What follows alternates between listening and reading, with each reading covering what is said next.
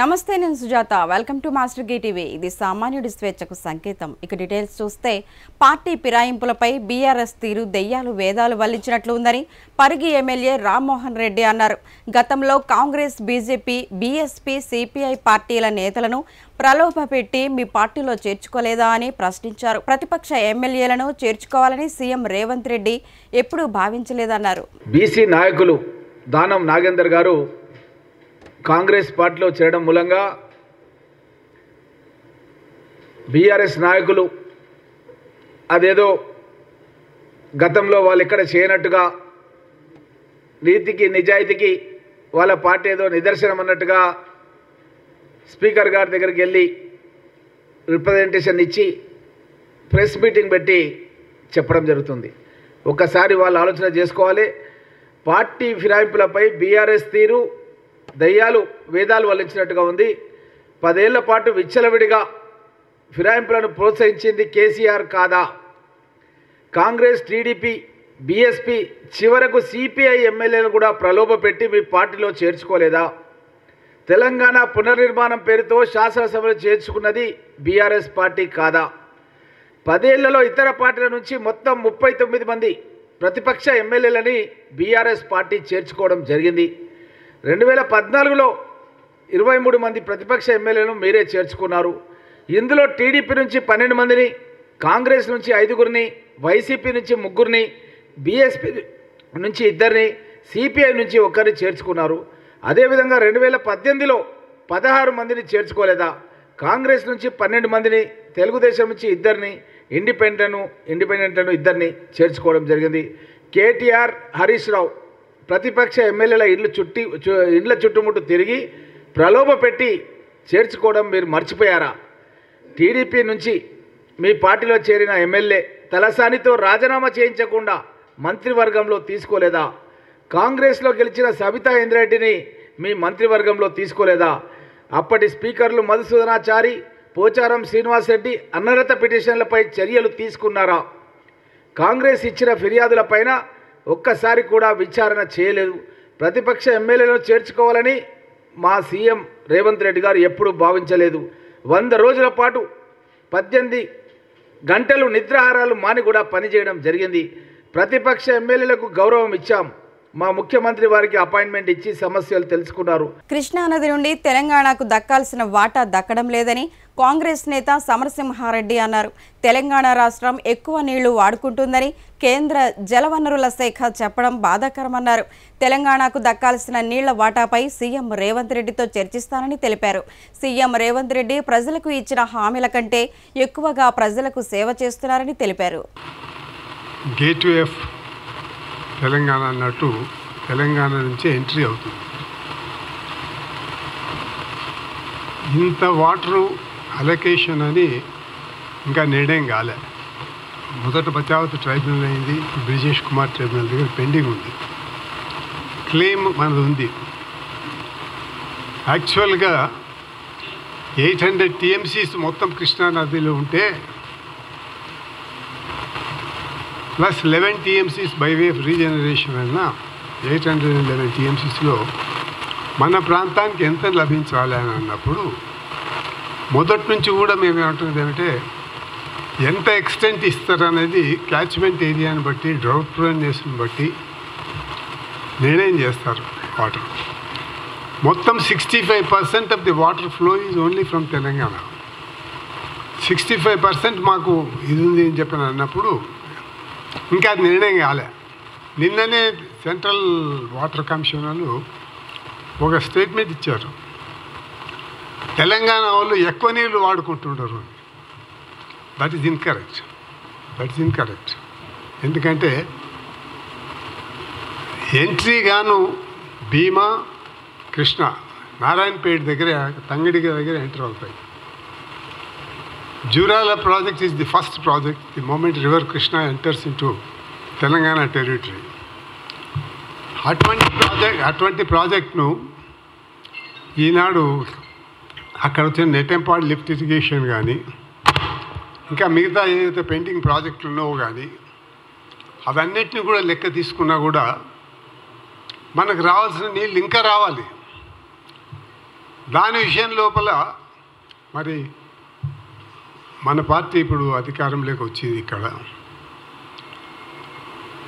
ఖచ్చితంగా మనం చేస్తామని మాకు విశ్వాసం కూడా ఉంది. ఎందుకంటే మావాడే జిల్లా వాడే chief minister, leader of the party.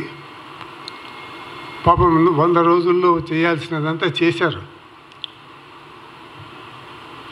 అక్కడికి తృప్తి లేదు పాపం, టైం ఇస్తలేరు మా వాళ్ళు, అపోజిషన్ వాళ్ళు.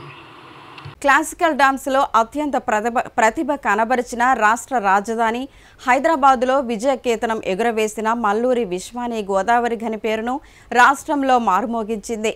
జయమాధవి సేవా సాంస్కృతిక అకాడమీ ఆధ్వర్యంలో హైదరాబాదులోని భాస్కర ఆడిటోరియంలో జరిగిన ప్రోగ్రాంలో క్లాసికల్ డాన్స్ పోటీలలో అత్యంత ప్రతిభ కనబరిచిన గోదావరి ఘని స్థానిక అశోక్నగర్కు చెందిన Pulluri Vishwani Swarnanandi award, star women అవార్డులను గెలుచుకుంది. ఇది గోదావరి ఘనికే గర్వకారణమని పలువురు ప్రశంసల వర్షం కురిపించారు. ఈ సందర్భంగా విశ్వాని మాట్లాడుతూ ఈ విజయం వెనుక తన తల్లిదండ్రుల ప్రోత్సాహం ఎంతో ఉందన్నారు.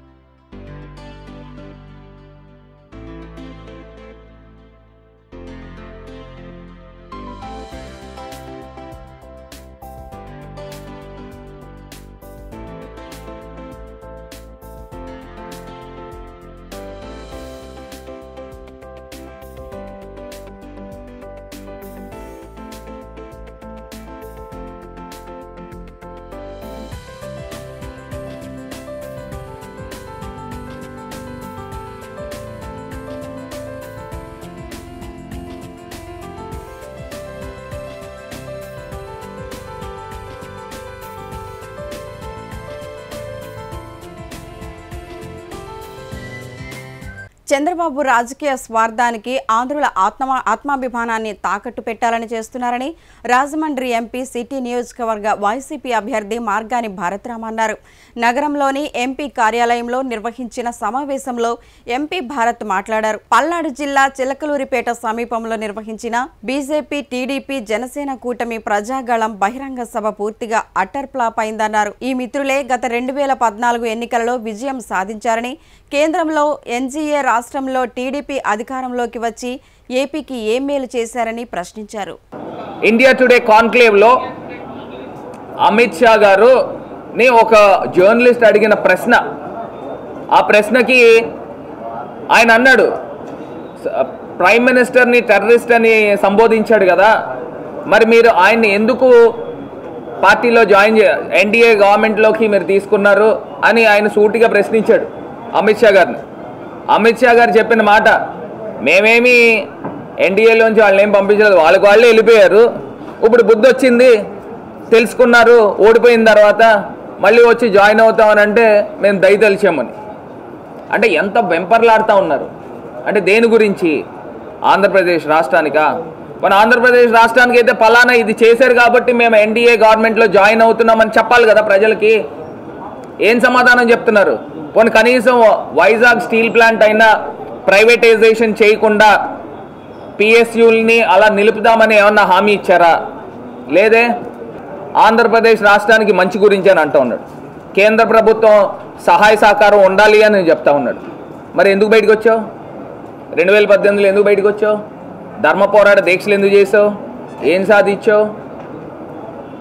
సాక్షాత్తు కలియుగ వైకుంఠుడు తిరుమల తిరుపతి దేవస్థానం డబ్బు వాడి, ఆ డబ్బుతో ఢిల్లీలో ధర్మ పోరాట దీక్షలు చేసిన వ్యక్తి చంద్రబాబు నాయుడు కాదా అని అడుగుతా ఉన్నా. ఆ డబ్బు డైవర్ట్ చేశాడు. మరి ఏం సాధించావు? ఏం సాధించావు స్వామి? ఏదో జూలి పట్టుకుని భిక్షం కూడా ఎత్తుకున్నావు కదా, ఆ డబ్బు ఏమైపోయింది? ఆ బంగారపు గాజులు ఏమైపోయినాయి? ప్రజలు మర్చిపోయారు అనుకుంటున్నారా? పోనీ అమరావతికి ఏమన్నా డబ్బులు ఇచ్చేసి మీరు అనుకున్న 2 లక్షల కోట్లు ఏమన్నా డబ్బు ఇచ్చారా? ఏమి ఇచ్చారు? ప్రజలకు సమాధానం చెప్పాలా? చెప్పవా? నీ ఇష్టమా? ఇవాళ ఆంధ్రప్రదేశ్ ప్రజలందరికీ కూడా విన్నపిస్తా ఉన్నా, 2 చేతులు జోడించి నమస్కరించి మిమ్మల్ని అందరినీ కూడా అభ్యర్థిస్తా ఉన్నా.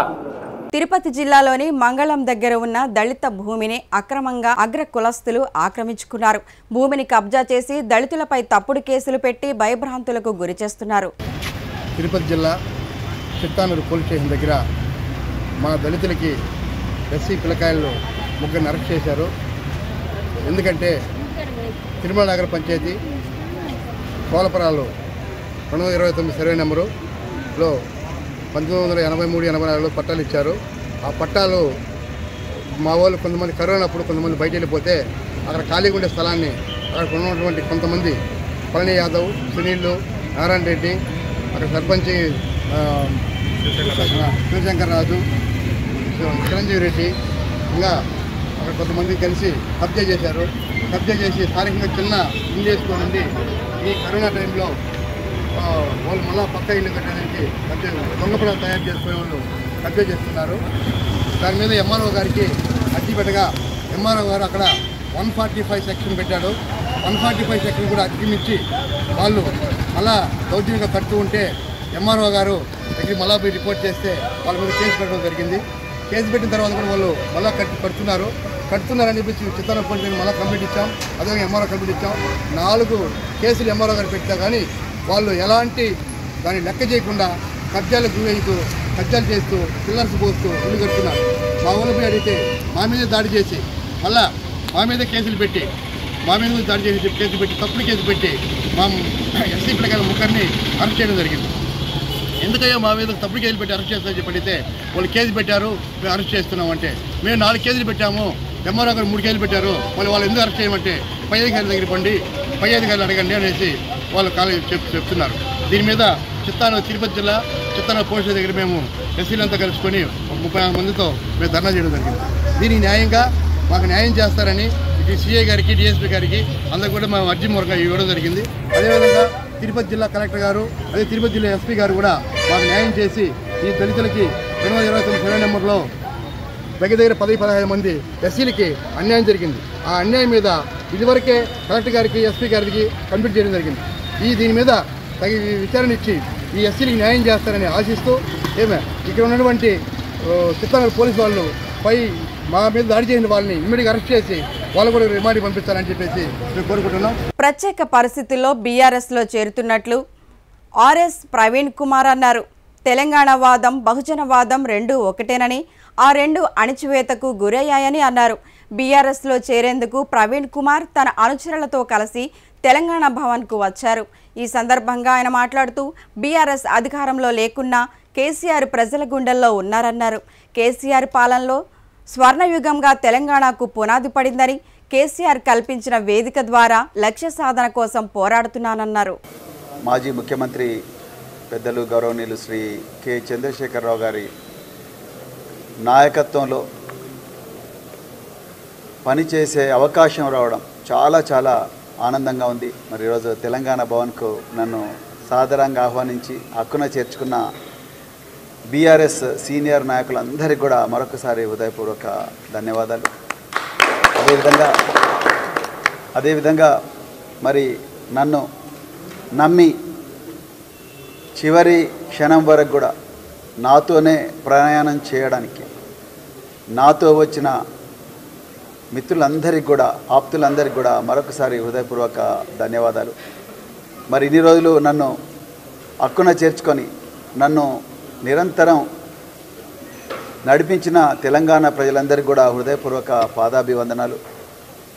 మరి ఈరోజు ఒక ప్రత్యేకమైన పరిస్థితుల్లో నేను మరి గౌరవ మాజీ ముఖ్యమంత్రి శ్రీ కేసీఆర్ గారి ఆహ్వానం మేరకు నేను భారత రాష్ట్ర సమితిలో ఈరోజు చేరబోతున్నాను. మిత్రులారా, తెలంగాణ వాదం, బహుజన వాదం రెండు ఒకటే.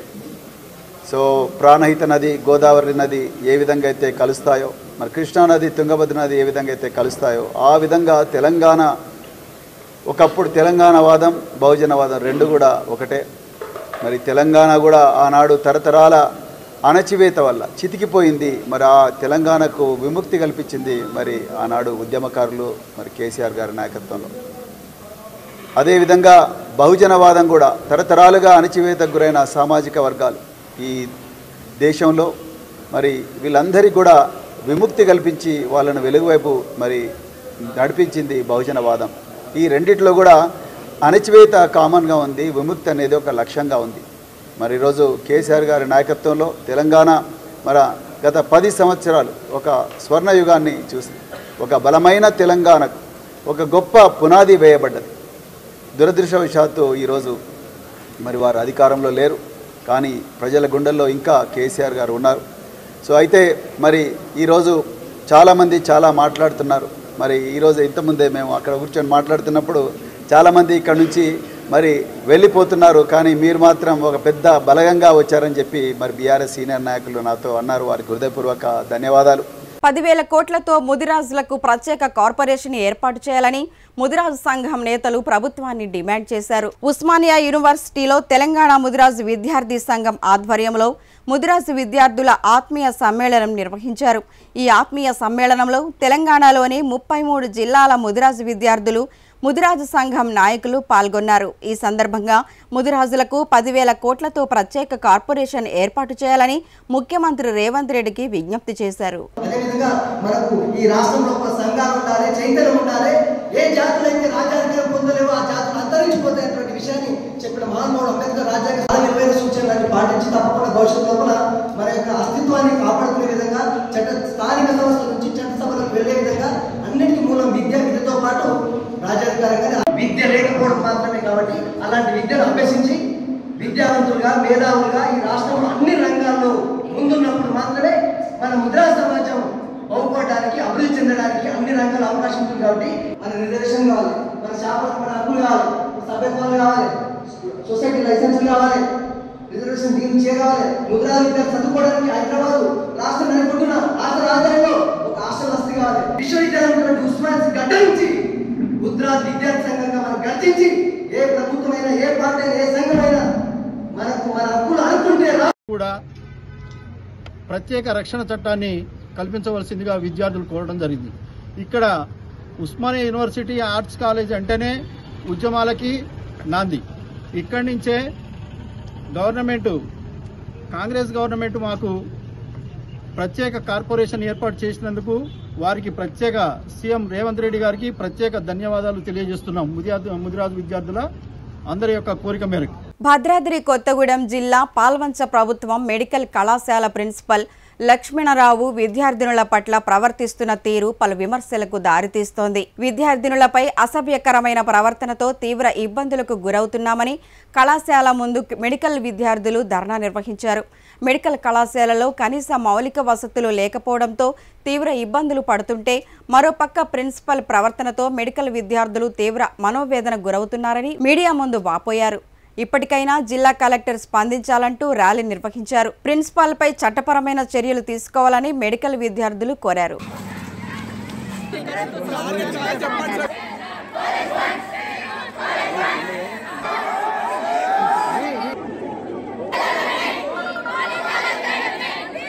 कुछ भी नहीं, अगर इंटरनल अटेंडेंस है तो मैं आपको क्या एग्जाम रुक जाता था क्या?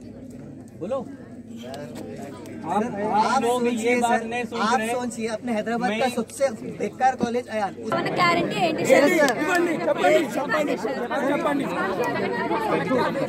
కొత్తగూడెంలో మెడికల్ కాలేజ్ వచ్చేసి 1 year పైన అవుతుంది.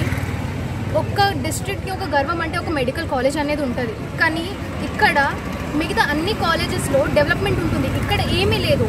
కాలేజ్ కన్స్ట్రక్షన్ పక్కన పెడితే మాకు ల్యాబ్స్ లేవు సరిగా, ఎక్విప్మెంట్స్ లేవు సరిగా. ఒక పిల్లలు చదవాలంటే ఇవన్నీ ఉండాల్సింది, స్టడీ మెటీరియల్సే లేవు. సో కాలేజ్ ఎలా డెవలప్ అవుతుంది?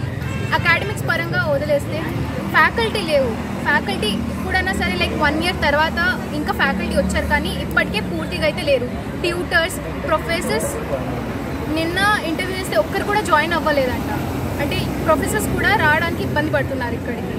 నెక్స్ట్ వచ్చేసి ఉన్న ఎగ్జిస్టింగ్ ఫ్యాకల్టీ, ప్రిన్సిపల్ మమ్మల్ని పేరెంట్స్ లాగా చూసుకోవాల్సింది తప్ప ఆ పేరుతో వెనకాల చేసినవి చాలా ఉన్నాయి. బేసికల్గా అమ్మాయిల్ని ఎన్ని గలీజ్ మాటలు అంటున్నారంటే, ఏమనంటే తల్లిదండ్రుల మీద పోతుంది. అది విద్యార్థులు వేసుకునేటువంటి డ్రెస్సు, మీ డ్రెస్ బాగోలేదు, మీరు షార్ట్స్ వేసుకుంటున్నారు, చున్నీ వేసుకోవట్లేదు అని చెప్పేసి విద్యార్థులను వాళ్ళు ఉపయోగించేటువంటి డ్రెస్ మీద నిఘా పెట్టేటువంటి వైఖరితో ఉన్నాడు. అదేవిధంగా విద్యార్థులు, ప్రధానంగా లేడీస్ స్టూడెంట్స్ ఎవరైతే ఉన్నారో వాళ్ళ పట్ల అసభ్య పదజాలాన్ని ఉపయోగిస్తూ ఉన్నటువంటి పరిస్థితి. ప్రిన్సిపల్ ఈ వైఖరి ఏదైతే ఉందో దీనిపైన విచారణ జరిపి తక్షణమే చర్యలు తీసుకోవాలని చెప్పేసి విద్యార్థులు రోడ్డెక్కారు. దాంతోపాటు కళాశాలలో రకరకాల సమస్యలు ఉన్నాయి. విద్యార్థులు బస్ ఫీజులు అదనంగా వసూలు చేస్తూ ఉన్నారు. వాళ్ళ పేరెంట్స్ మందలించడంతో మళ్ళీ ఆ ఫీజులు తగ్గించినటువంటి పరిస్థితి. దాంతోపాటు ప్రధానంగా హాస్టల్స్లో భోజనం సమస్యలు ఉన్నాయి. విద్యార్థులు తాగేటువంటి మంచినీళ్ళు కూడా సమస్య ఉంది. తాగేటువంటి మంచినీళ్ళలో పురుగులు వస్తూ ఉన్నాయి. ఆ పురుగులు ఉన్నటువంటి వాటర్ తాగడంతో గొంతు నొప్పి లాంటి వ్యాధులు వస్తూ ఉన్నాయి. ఈ సమస్యలన్నీ పరిష్కరించాలి అని చెప్పేసి కోరుతా ఉన్నారు. దాంతోపాటు ప్రిన్సిపల్ విద్యార్థులను టార్గెట్ చేస్తూ ఉన్నాడు. ఎవరైనా విద్యార్థులు ఈ సమస్యలు ఉన్నాయి పరిష్కరించాలి అని చెప్పేసి అడిగినప్పుడు ఆ విద్యార్థులను టార్గెట్ చేయడం, రేపు భవిష్యత్తులో మీకు ప్రాక్టికల్స్ ఉంటాయి, అవి ఉంటాయి, వాటిలో మార్క్స్ తగ్గిస్తామని చెప్పేసి అన్నాం.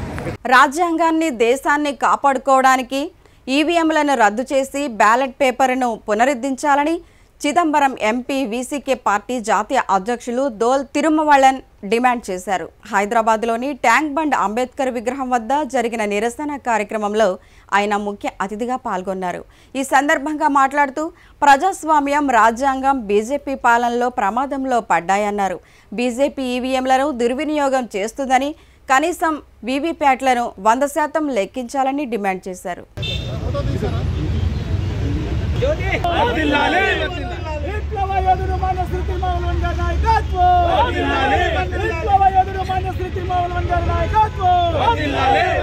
VCK Telangana organized a protest here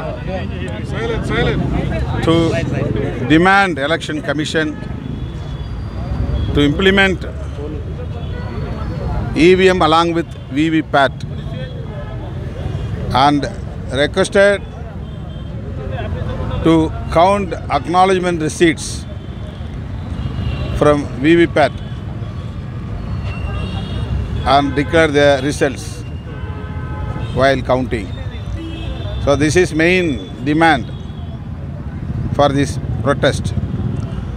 Not only Telangana, Karnataka and Kerala also today had a protest for this purpose. Forthcoming 18th, Andhra Pradesh VCK will organize a protest for this purpose. BJP government is trying to manipulate and will do malpractices through EVM to capture power again. That's what non-political forces across the country are having protest in Jantar Mantar, Delhi every day against BJP conspiracy. So we demand Election Commission that VVPAT must be there and acknowledgement receipts must be counted at the time of counting. On behalf of VCK, we strongly condemn the BJP government for implementing CAA at the juncture of the parliament election. Telangana SC welfare association ఆధ్వర్యంలో హైదరాబాద్లో ఆత్మీయ సమ్మేళనం నిర్వహించారు. ఈ సందర్భంగా కేంద్ర ప్రభుత్వం నియమించిన జాతీయ ఎస్సీ కమిషన్ మెంబర్గా వడ్డేపల్లి రామచందర్ను సత్కరించారు. ఈ కార్యక్రమానికి ముఖ్య అతిథిగా జీబీ రాజు పాల్గొని మాట్లాడారు. బాబాసాహెబ్ అంబేద్కర్ సిద్ధాంతాలను స్వీకరించి వాటిని అమలు చేస్తూ ముందుకు సాగుతున్న నిజమైన అంబేద్కర్ వాదులను తెలిపారు. అనంతరం వడ్డేపల్లి రామచందర్ మాట్లాడుతూ ఏ ప్రభుత్వం అధికారి అయినా చట్టాలను గౌరవించకపోతే ఉపేక్షించేది లేదని, వాళ్ళని వదిలిపెట్టే ప్రసక్తే లేదని తెలిపారు. ప్రజల తరపున ఎల్లప్పుడూ అందుబాటులో ఉంటానని తెలిపారు.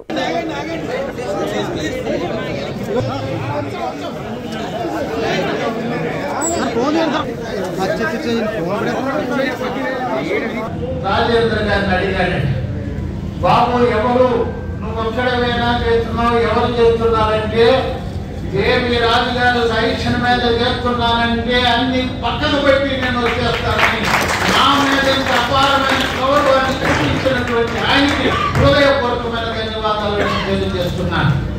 ఎప్పుడు నేను మరి రామగుండం వెళ్తుండేవాడు. గోదావరి కానీ రామగుండం కానీ ఎన్టీపీసీలో మొట్టమొదటి షెడ్యూల్ కులాల సంక్షేమ సంఘాన్ని ఏర్పాటు చేసినప్పుడు అప్పుడే కొత్తగా రాజేంద్ర గారు ప్రవేశమయ్యాడు, ఉద్యోగంలో చేరాడనమాట. అంతవరకు అప్పటికే ఉంది మా సంఘం. వేరే కొంతమంది వీళ్ళందరితో మేము మొట్టమొదటి పెట్టాం. రాజేంద్ర గారు వచ్చిన తర్వాత ఈ సంఘానికి స్పీడ్ పెరిగిపోయింది. ఎక్కువ పార్టీ యాక్టివిటీస్ లో బాగా పార్టిసిపేట్ అయ్యాను. ట్రేడ్ యూనియన్ లో కూడా పార్టిసిపేట్ అయ్యాను.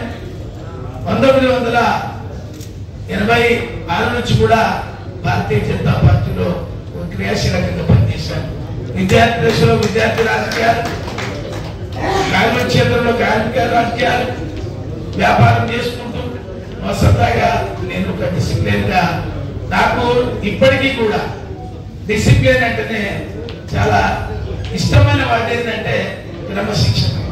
మనకి ఎప్పుడైనా కూడా జీవితంలో ఒక డిసిప్లిన్ లేకపోతే మనం చేరాల్సిన చోటు చేరుకోలేదు. అందుకే చాలా పెద్దలు మనకు చాలా విషయాలు చెప్పారు. నన్ను ఈ దక్షిణాది రాష్ట్రాల నుండి ఆంధ్రప్రదేశ్, కేరళ, తమిళనాడు, పాండిచ్చేరి, ఆంధ్ర, తెలంగాణ ఈ 6 రాష్ట్రాలు దక్షిణాది నుంచి నన్ను ఎంపిక చేయడం జరిగింది.